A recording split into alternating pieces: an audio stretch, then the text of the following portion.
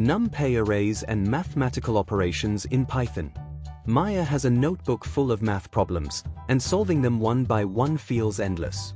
Momo reminds her that computers are built for exactly this, handling numbers quickly and efficiently. In Python, the secret weapon for working with numbers is NumPy. Today, we'll discover how NumPy arrays transform complicated math into simple, powerful solutions. NumPy stands for Numerical Python. It's the foundation of scientific computing in Python. Unlike lists, which can hold anything and become messy, NumPy arrays are specialized for numbers. This makes them memory efficient, consistent, and much faster.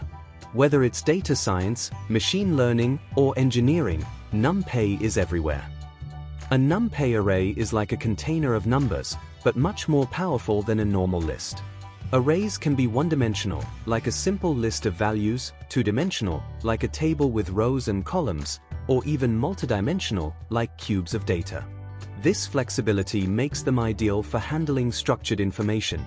NumPy makes it easy to create arrays in different ways. np.array turns a Python list into an array. np.zeros and np.ones quickly make arrays full of zeros or ones. np.arange creates sequences just like Python's range. np.linspace generates evenly spaced numbers between 2 points. These tools save time and let you build arrays suited to your task. Arrays also describe themselves through key properties.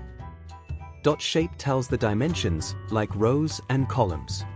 .size gives the total number of elements. .dtype shows the type of data stored. ndim reveals the number of dimensions. These properties help you understand the structure of your data before working with it. One of NumPy's greatest strengths is vectorization. Instead of looping through elements one by one, NumPy applies operations to the entire array at once. Addition, subtraction, multiplication, and division happen instantly, making code shorter, faster, and cleaner. NumPy arrays also work with scalars, or single values.